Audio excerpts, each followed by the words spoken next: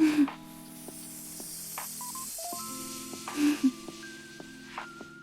title of this video is China's War on Porn and Its Unintended Consequences by Louis Zhao. I don't know how to read this, okay?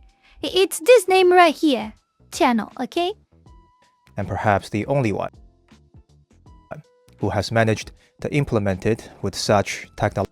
Porn consumption is one of the most popular use cases for the internet. Some estimate as much as 30% of internet activities consist of it.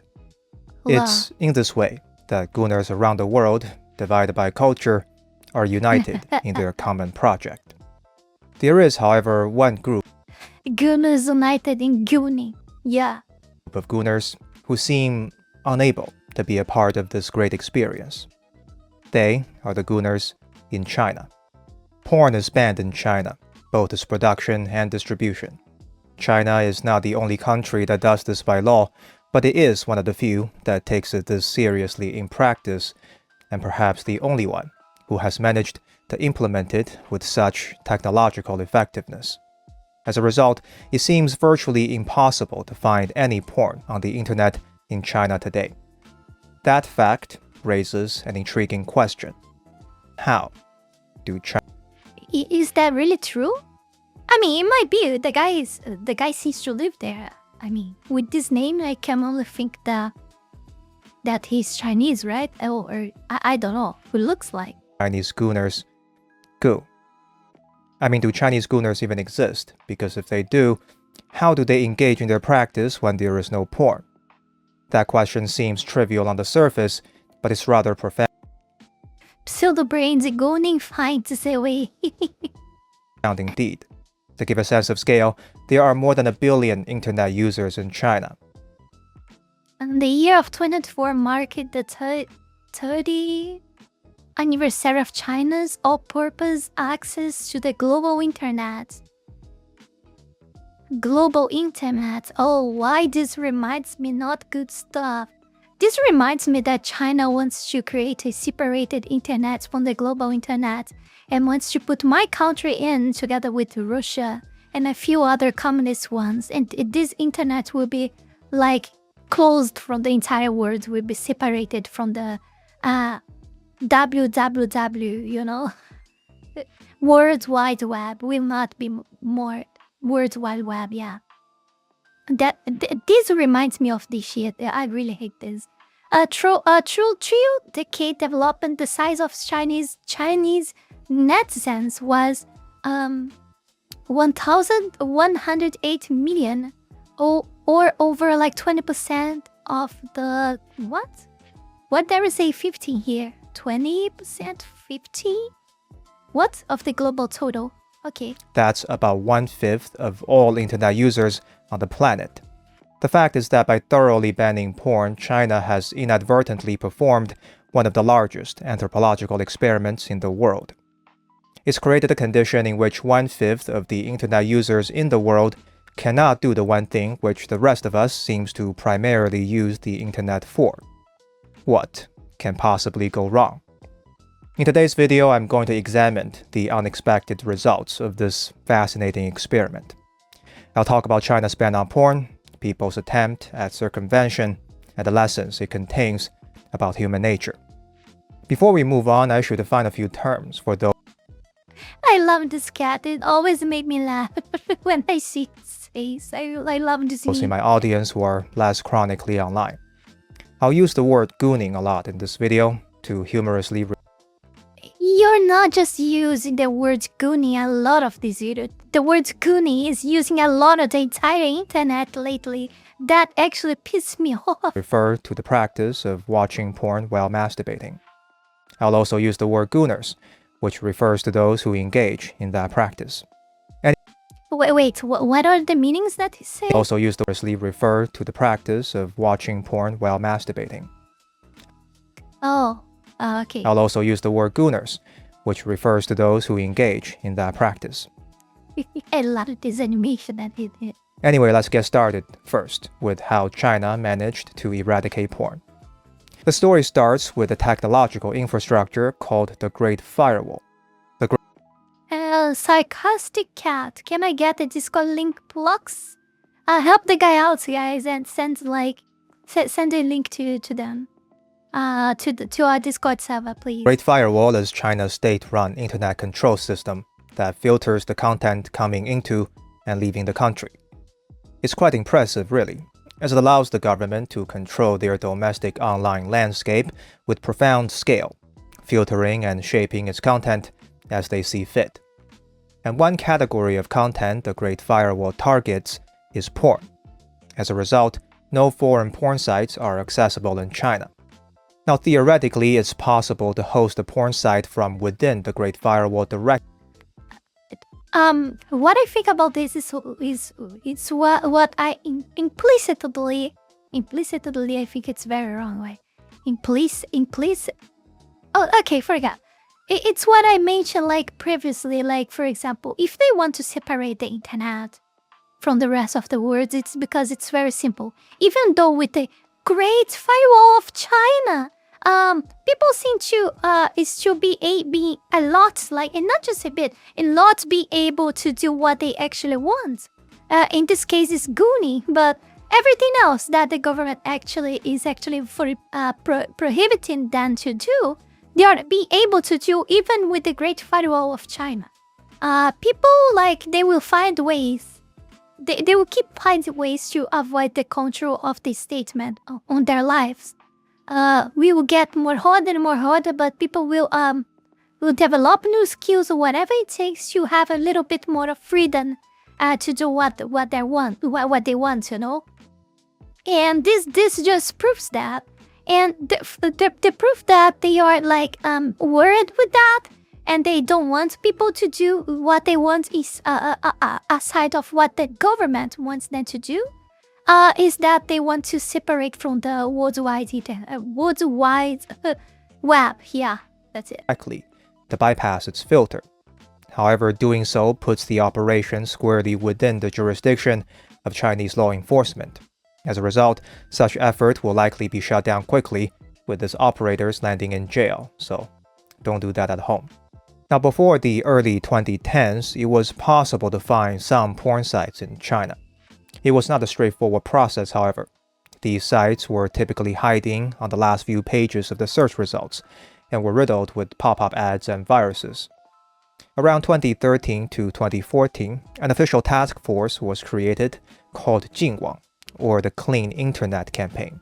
This was a nationwide, systematic effort to remove pornographic content from the internet, and it's been an ongoing project since then.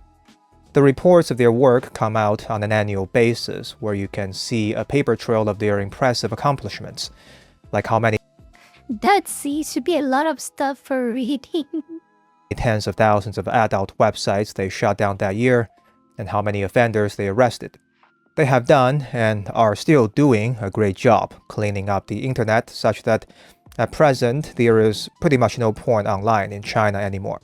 I certainly couldn't find any when I tried earlier, and I don't know anyone personally who still possesses a link to a functional porn site accessible in China. Despite this impressive porn ban, however, Chinese gooners do exist. The stats on this is pretty clear. One survey done on Chinese university students found that about 75% of The way that he speaks like Chinese goonie. Chinese goonie still exists. Like, it's like the most like incredible threat to humanity, you know? Like, I'm not saying it's not a problem, but I'm saying like we have so much freaking other problems that are bigger than this. And but no, like Chinese goonie, the threat of society. men and 47% of women have used porn at least once in the last 12 months, with another survey showing about 45% of men using porn regularly. To compare, a similar study done on American college students found the number to be around 86% for men. Don't get me wrong, I will say again, it is a problem. But we have so much worse problems, like too many worse problems in society, that I just can't take seriously like people concerns about this right now, you know, with all the other things happening. And 31% for women, with about 48% of the men and about 3% of the women as regular users. So despite China's porn ban, their porn use pattern looks somewhat comparable to that What to me by gunong? It's how they spell that. of the US in these data, especially when you consider that porn is viewed as taboo and illegal in China, which can lead to underreporting during data collection. Now, a caveat. This data was collected from university students. This is a cohort of people who tend to be younger, more tech-savvy, more educated, and usually wealthier. So, The devil and rat. Women do not label smut books as porn like you're talking about milking farm. they are not representative of the entire country's population, meaning these stats can't be generalized to Tea of eggs and Chinese milking farm. Oh god. represent the porn use pattern of the country as a whole. But they do prove that gooners exist in China. And despite the porn ban, these gooners do manage to watch porn, and in some population, as frequently as those in Western countries. The question is, how are they doing it? There is supposed to be no porn. If they get rid, like, let's suppose, like, they end up, like, China does what they want, and, like, literally separates the internet from the entire world. And now there would be no coon anymore because there will there will be no access to porn of any type at all. But you know what people will do? They will draw even in a blank paper and start selling like drawings, like in a black market or something, like porn drawings by hand or something, some crazy level like that, and people will buy them, will buy these sheets of paper like with drawing with porn cartoons like drawn it by hand, because there is no access to do any of this on the internet anymore there, you know? Porn on the Chinese internet, right? To answer that question, we need to distinguish between two types of gooners in China. They are the amateur gooners and the professional gooners. Let's start it with the amateur gooners because this is where most gooning career begins. So the brains, very good, very good. Sent by carrier pigeon.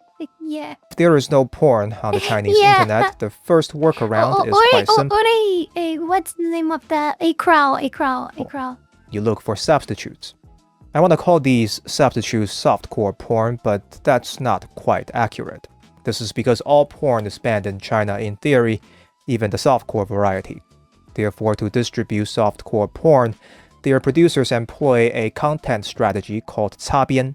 擦边 is a Chinese internet slang that literally translates to rubbing the edge or edge touching. I know. Bring your eyebrow back down, please. Let me explain. The edge here is not the edge that you might be thinking of. It refers to the edge of rules or boundary of rules. To touch the edge of rules is to behave in ways that almost break the rules without actually breaking them. You're right at the boundary of what's allowed. But when they do this, and you see, that's the point. People will do that a lot to everything. People do that in my country as well. You know, not in the gooning thing, but I'm talking about like always be on the edge of the laws. And this makes the government like want even more because they want already even without you doing it. But to do so they push more and more like the laws even further because people are always like on the edge of it, and the government like thinks like, if I push a little bit further, I get those guys that are doing that shit there that I know that they are doing. But I cannot punish them because they are still outside the rules. So I will push a bit further to get them. And they push a bit further the law, and the guys like push a bit backwards. And they keep doing this movement until the government like rules ever over even even over the air that you breathe, you know, like that's crazy. Allowed, such that you're touching the boundary, but you're arguably not crossing it. As a content strategy, this means making the content as sexual as possible without it being so sexual that it gets taken down. It also means basing the content on a pretense that's non-sexual in nature, so that the creators can pretend, at least on paper, that they're not creating sexual content. For example, this is an ASMR video meant to help people sleep. It has nothing to do with sex. Guys, it has nothing to do with sex. She's just helping the guys sleep. I bet she's helping a lot of guys sleep out there. But because I will not mention this. Obviously. And this is a fitness tutorial on an ab workout. It's not meant for sexual gratification. Fitness I promise. tutorial. Here's a list of content type that edge-touching content creators often use as pretense. I think you get the idea. Now, although pornography is absent from the Chinese internet, these edge-touching content is rather abundant. For some gooners, this is enough, but others might find themselves wanting more. To ascend to the next level of amateur gooning, a gooner begins to cultivate a private supply of real porn, usually acquired through people networks. In practice, this often looks like friends sharing their private porn stash with each other, or inviting each other to group chats in which porn is shared at some small scale. Once in a while, someone might even get their hands on a link to a functioning porn site and share that too. Although, as mentioned earlier, these sites are increasingly rare and are often quickly shut down since the Clean Internet campaign of the 2010s. Now, when you share porn in this way, you're technically disseminating pornographic materials, which is illegal. However, enforcement don't usually target sharing among friends, although sharing in group chats are sometimes targeted, especially for larger groups.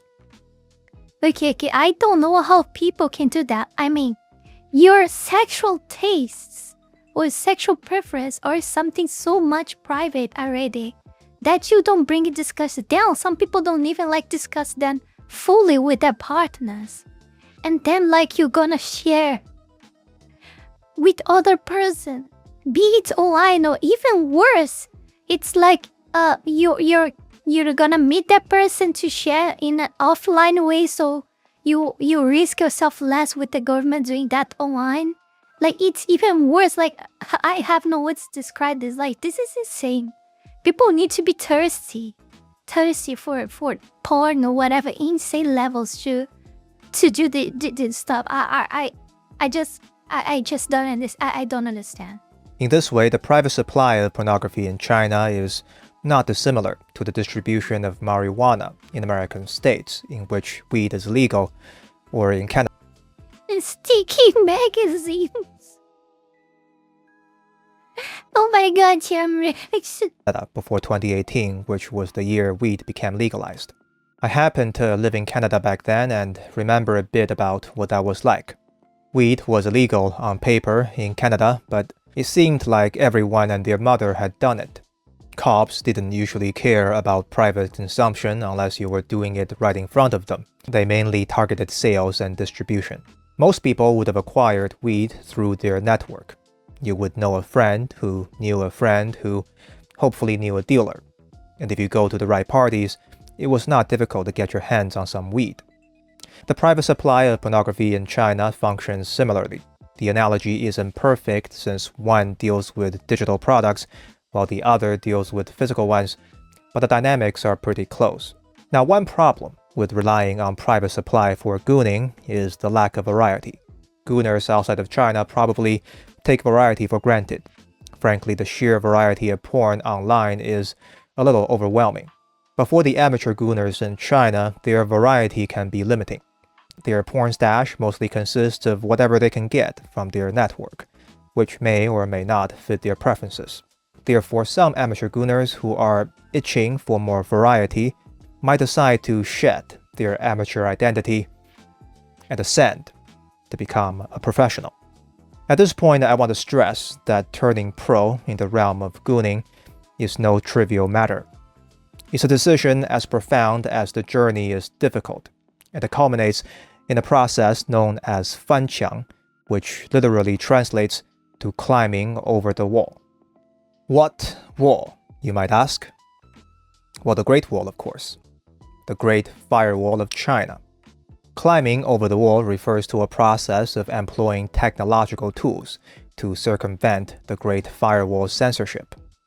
When a gooner successfully climbs over the wall, he gains access to all the porn that exists on the open internet, thereby transcending his identity from an amateur to a pro. The most straightforward way to climb the wall is through a VPN.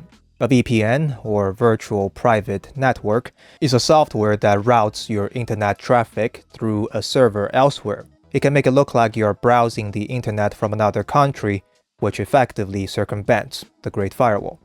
You might be familiar with VPN since many Chinese travel guides explicitly instruct tourists to download it before they go to China. This is so that visitors can still post their latte photos on Instagram, watch videos on YouTube, and access many other websites banned by the Great Firewall. To get a VPN outside China and bring it inside is easy enough.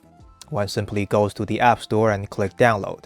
To get a VPN inside China, however, is a different Oh my god. Oh my god. matter entirely, because you run into a rather annoying chicken and egg problem. VPN websites are blocked by the Great Firewall.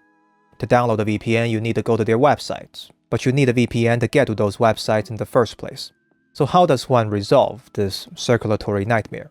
Well, if it were easy, everyone would do it, but it isn't impossible.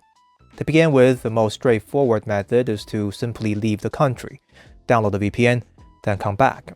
If you live close to the border, this actually isn't unrealistic. Like, if you live in Shenzhen, you just need to remember to download the VPN next time you go shopping with your friends in Hong Kong. But for most Chinese people, leaving the country to climb over the wall is indeed too logistically complicated. But there are other ways. For example, people networks can still work here.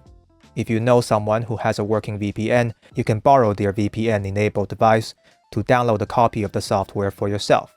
A lot of universities and companies also provide state-approved VPNs that students and staff can use to access blocked websites for study or work purposes. If you're associated with an organization like that, you can use their VPN to get started with your own. However, if you don't know anyone or any organization with a working circumvention tool, then you're on your own, and the process becomes a bit harder. To be clear, the process itself is not that complicated. You can Google how to do this right now. I even saw some step-by-step tutorials on YouTube.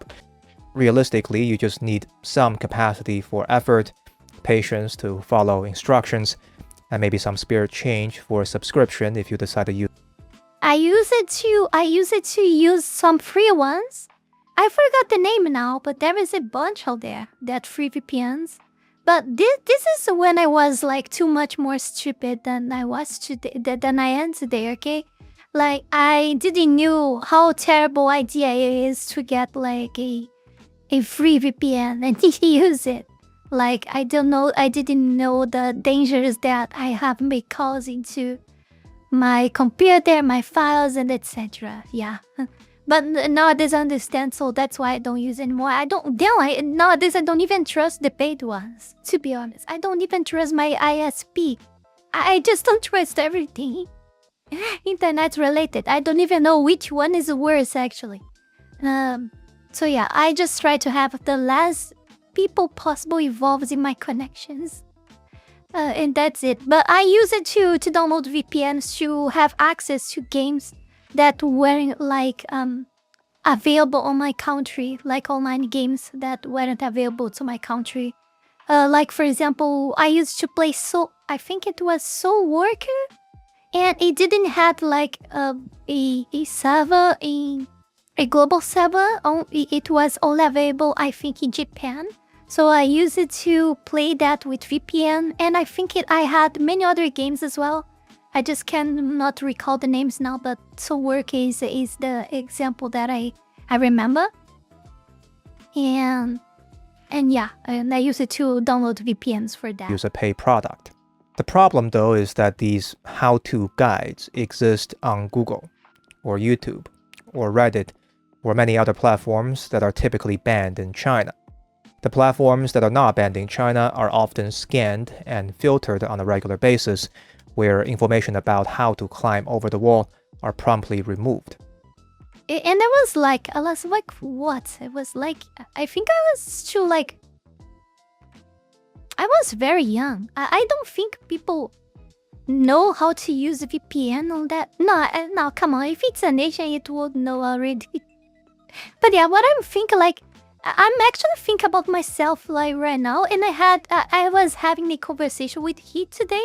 And I just started thinking myself, like, I think I know a lot more stuff than the people where I live here. Like, I'm not trying to say that I'm smart or anything, but like I think sometimes I feel like I know a lot more than the people here where I live. You know, like I was discussing something about languages with him, and I told him that I already studied Korean, I already studied like Chinese, I already studied like Italian, I already studied like I forgot which one else. German. I study, like, I have not been studying for a while, but I study Japanese.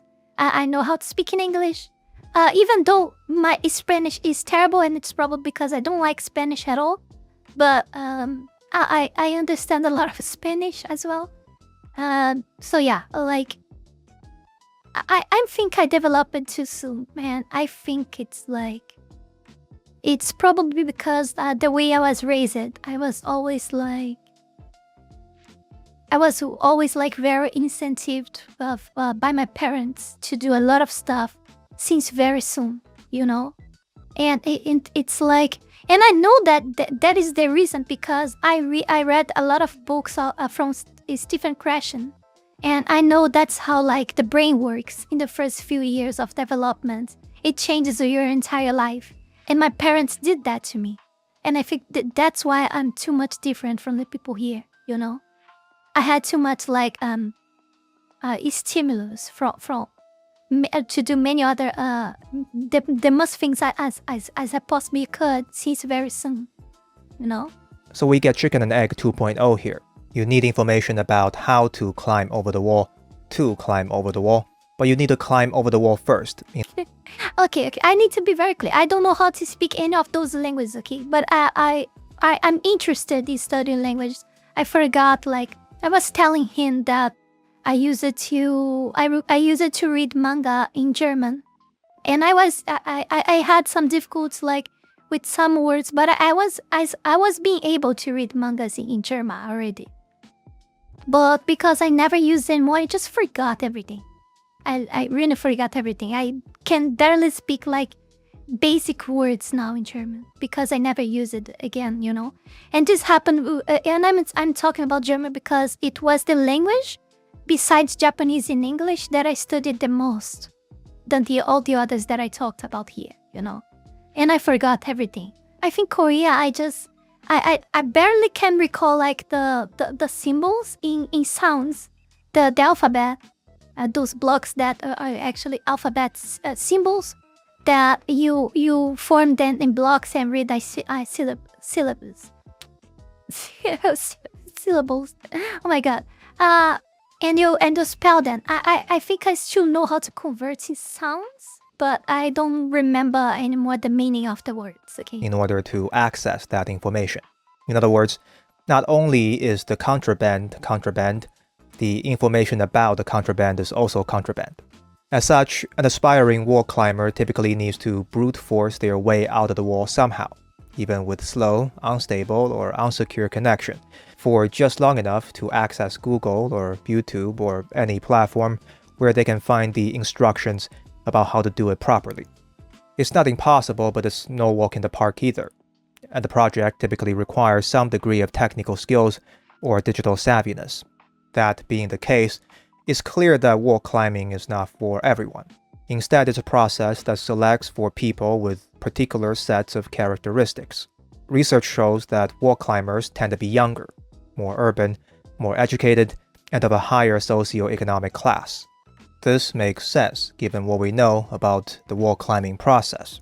The higher you are on the socioeconomic ladder, the more likely you are to be associated with the right people network or organizations with access to working VPNs that can get you started on acquiring your own. And the more educated you are, the more likely you are to have the technical skills to pull it off. But this presents us with a strange inequality that is morally bizarre, because It turns pornography into almost a luxury good, whose access is divided by socioeconomic status. Yeah, that's if you're true. rich, That's you true. get to be a pro-gooner and enjoy all the porn the internet has to offer.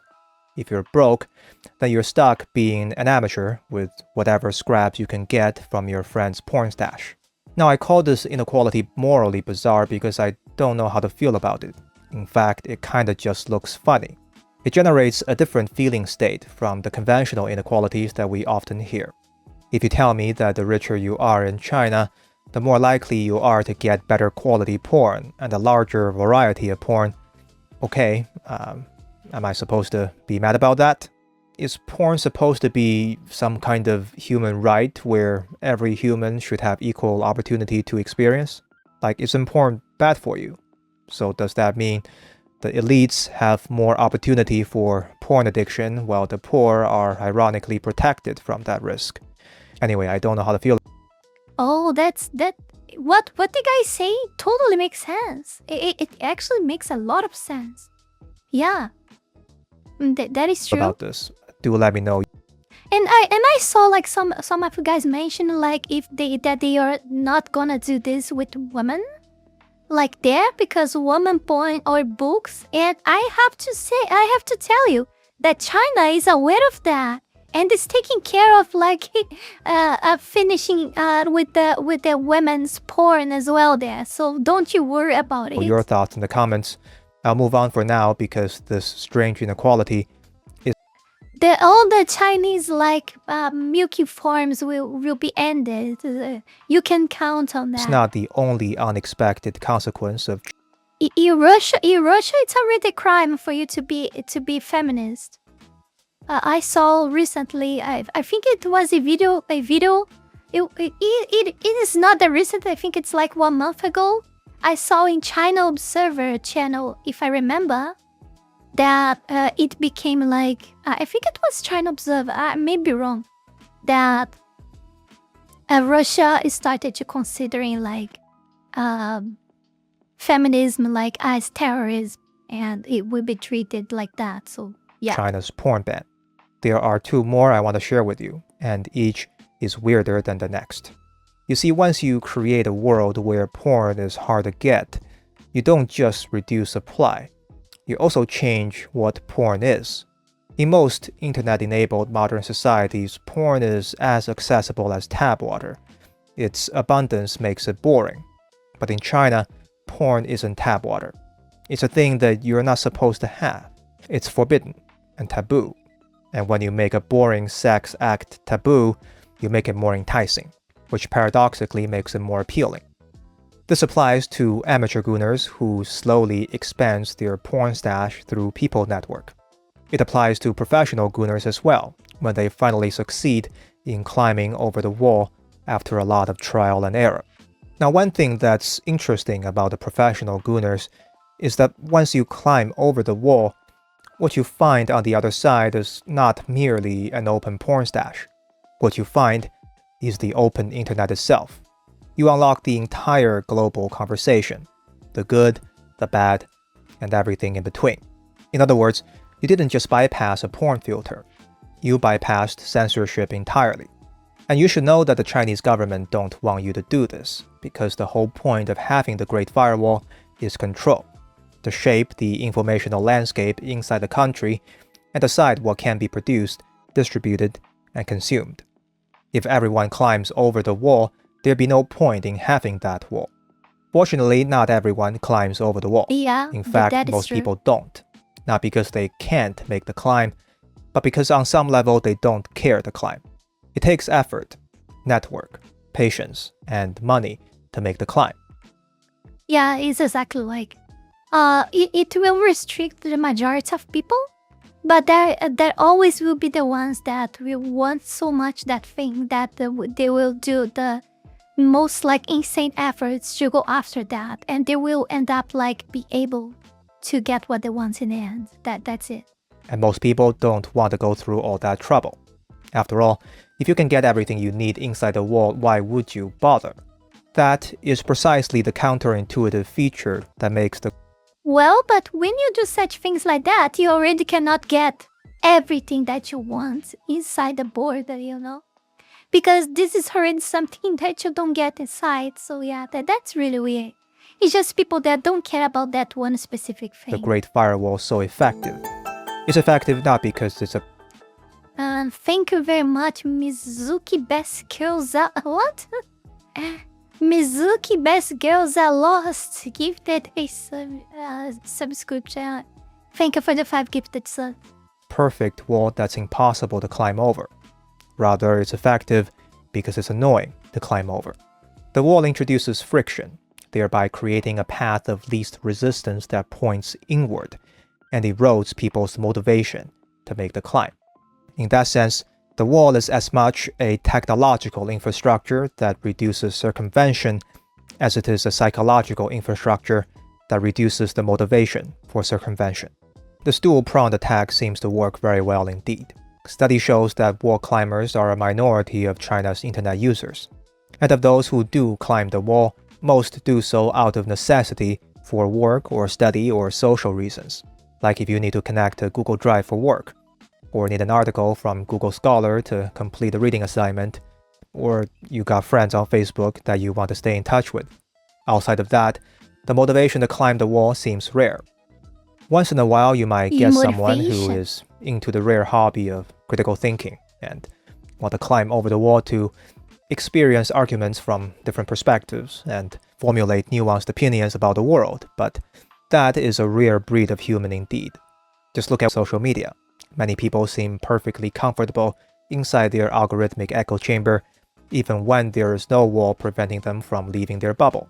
So I wouldn't expect intellectual curiosity to motivate that many people from climbing the wall. So whoever built the wall should be pretty happy with themselves at this point, right? They can declare their work finished and crack open the beer, go sit on top of some hill and watch the sunrise on a grateful universe. Well, not so fast. Let's think about the motivation part a bit more. I was saying that outside of cases of necessity, the motivation to climb the wall is low, but I wonder if that's true. I wonder if there is some other kind of motivation that can instigate human action on a larger scale. Something more primal, perhaps. Something evolutionarily coded to motivate not... Yeah, I think it's more in fact this that he's mentioned now than the actual the one that was previously stated. Not just human action, but animal actions in general. Well, you mean something like sex? Indeed, to survive and procreate are the central motivations of evolution. I don't think like it's just it, but of course there is the primal instincts as well, but I don't think it is the only thing. I think people just don't like, some people do that just for the sake of like, I don't like that they control me or something like that, you know? So I will do what I want and I don't care to what they think. I will proceed and do this because everyone can do this outside, and why I can't do that here? And they somehow are aware of that because after all they are not in Cuba when people literally don't have access to internet, you know? So they are aware how it is in the external world. They are aware of that. And they know that outside people are free to do whatever they want. Like, I mean, not whatever they want, but a lot more free than actually in China. And they want that as well. And when they see that their government doesn't allow them to do so, this piece of already so much for them to want to pursue that. I think this is pretty much reason enough. Maybe even than solely the porn reason by itself. As such, sex is not a rare intellectual hobby. It's a baseline human drive, especially in men. Basically, any dude with a pulse and a functioning hormonal system wants it. Therefore, I would expect there to be a lot more gooners who are capable of becoming quite motivated indeed. I mean, people will want to do the same for everything. Like for, I don't know, for a game that is prohibited. Like I did, for example, I got VPN to play a game that not because what was forbidden, but because it wasn't available in the rest of the world. But I mean, people will do that for everything. If they want something, if they seek something for the reason that I stated before, but also like, I want something that it's not available, but I know that somewhere that thing is available and I want that. And it's not fair that people have access to that and I don't. So I will do what I can to have access to that as well. It's like ambition, I believe, you know? Since there is no porn inside the wall, a larger population of people may suddenly find themselves willing to tolerate a bit more inconvenience, to learn the tools, follow the guides, ask friends, pay small fees, and do a little technical dance, because now there is something. Darnak Naritaki, I don't think desire to controlling your fate is universal. It is not. Your fate is like, there are things you can change and things you cannot. Like for example, take people from North Korea, for example. They are doomed since they are birth. Like my country situation is a really good example of it, but if compared to North Korea, it's way better. It's way terrible. North Korea. It's way terrible the mine. But is still like my country still gives me some chance. It's not like, oh, my country is good. No, my country is terrible. But we still like, given the structure that we have here, even with a lot of difficulties, with a lot of problems, we still can like, we are already doomed because we are born here, but we still are allowed to like change our fate and go elsewhere, like what I'm doing, with too much effort, you know. But people that are born in North Korea, their fate is sealed. Like there is no means for you to go out. There's no everything that you can do. It's really difficult. It's a fucking miracle you leave the North Korea alive. It's a miracle, really. It's really a miracle. Thing outside the wall that they really want, something they cannot get from. So yeah, depending on the place you were born, more like that, and it's not just the place that you were born in the world. That has a huge play on that. But also, it's not just about the country, but the circumstances that you were born with. Like, that will also seal your fate in most of the times. There is some things that you just cannot change. It doesn't matter how much you try. It's just how it is. It's sad, but it's true. There are things you can change and things you cannot. Inside the wall. Indeed, a study on censorship circumvention found, quote, practical and entertainment needs that are denied by censorship as primary drivers for seeking circumvention. What are these practical and entertainment needs? The study provided a few examples. Quote, GitHub for developers, educational materials like Wikipedia and foreign college applications, and entertainment like gaming or adult websites. So by banning porn, China may have inadvertently motivated more people to climb over the wall. People who otherwise would not have cared for such project. It's in this way that a policy meant for control ends up expanding the population that bypass control. It's kind of ironic. By suppressing desire, they increased its motivation. By tightening control, they began to lose it. Like a slippery piece of ice, the harder you try to hold on, the more you seem to lose its grip. So what can the story about Chinese gooning culture teach us about human nature? Well, first of all, human desires can be very tenacious indeed. Brute force suppression does not seem to work on them. A ban doesn't erase desire, but simply reorganizes its manifestation. Like water, desire changes its shape to fit whatever container that seeks to bind it. In fact, human desire is often anti-fragile towards top-down suppression, meaning the more you suppress it, the stronger it becomes. This is especially so when it comes to something as primal as sexual desire. This pattern is true not only on a societal scale when countries attempt suppression through laws. Yeah, I don't have data, okay? I don't have data to sustain my thesis that I would like. I cannot even tell this like a thesis because there's no data behind of it. So how will I sustain this, by the way? But I believe, okay, this is just my feelings, okay, guys? This is just my feelings. Don't take that serious. But I think if we actually try to suppress like things like sexual desire and things like that, things primal like this, like by brute force, you know, that will create other problems. Like for example, the P-word things, the people that likes to eat pizza and many other stuff. I believe power is responsible for that as well. I think when a person has too much power, I might be wrong on this, okay? But I think like when a man, it's mainly a man, but it happens like you see that there is a woman involved with this stuff as well.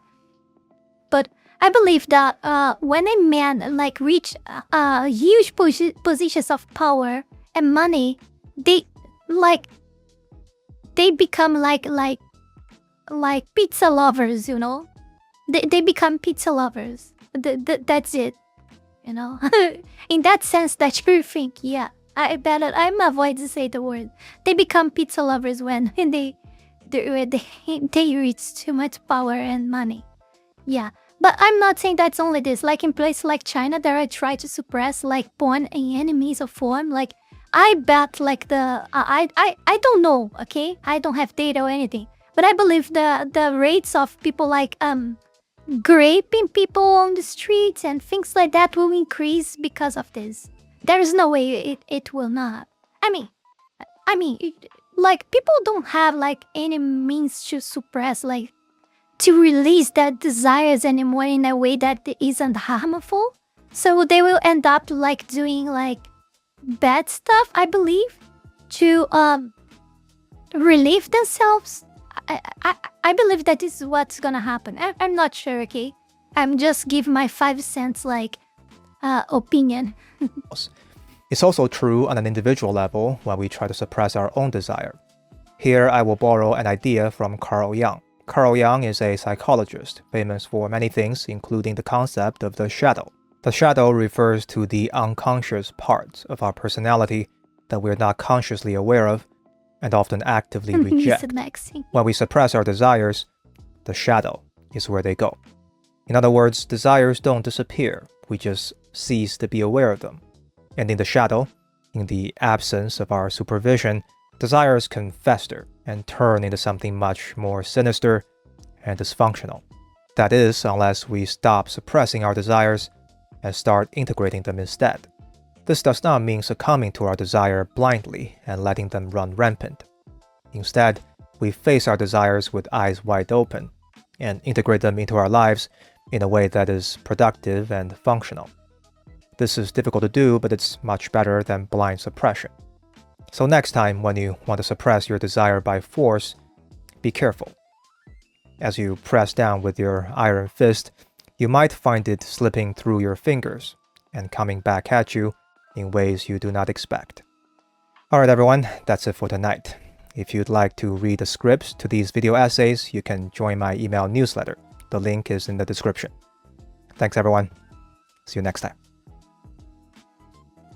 Very, very good video. Very nice video. I think like it's an important discussion to have. Like what do you guys think about this, to be honest? Like you guys think I'm right in what I said? Like you think like if you suppress like people's desires in sex like this, things like this, like you think people will commit more sexual, like men will commit more sexual crimes because they don't have access to those things anymore? What do you guys think about this? I honestly want you guys' opinion on this. I might be wrong. So yeah, I just want to remind you guys to go check out our Discord server. You're gonna like it a lot. Be part of our Foxlings community. I bet you're gonna love that. And also you'll be aware when I do live streams and when I post videos on YouTube. And yeah, and remember to support your Foxel on Patreon or Ko-Fi or on the stream when I'm streaming. And yeah, avoid using YouTube because come on, WorkTube or like only gives me problems and hardships. And yeah, WorkTube like and it takes a huge part of the money that you guys send in hopes to support me. Like so I really don't expect you guys to support me there, okay? You use any other forms. Yeah, that's it. So let me read, just see if you guys answered something about that I asked you guys. It creates the horrible city simp culture. Horrible city simp culture. Yeah, there's that as well. Like, men will feel more pressure to do whatever it takes to marry a woman. Do you guys think that? That will make, like... I mean, do you guys think, like, what? The porn is helping men to, like... to avoid like, terrible women? And by taking away the porn of them, they will want to marry women just in hopes to have sex? Do you guys think that these things are linked? Do you guys think that this is gonna happen? I don't know. I'm just using my thoughts here from what he said. Hell no, at least I wouldn't. Yeah, very good answer. Porn just elevates your standards to an impossible level. Yeah, I think it's good in a sense that you guys will not give in to no step to ring woman, right? At least this very much I can tell. But yeah, I'm not saying that you guys should be today. You guys need to avoid this stuff, okay? But yeah, if at least like something good can be taken out of it, right?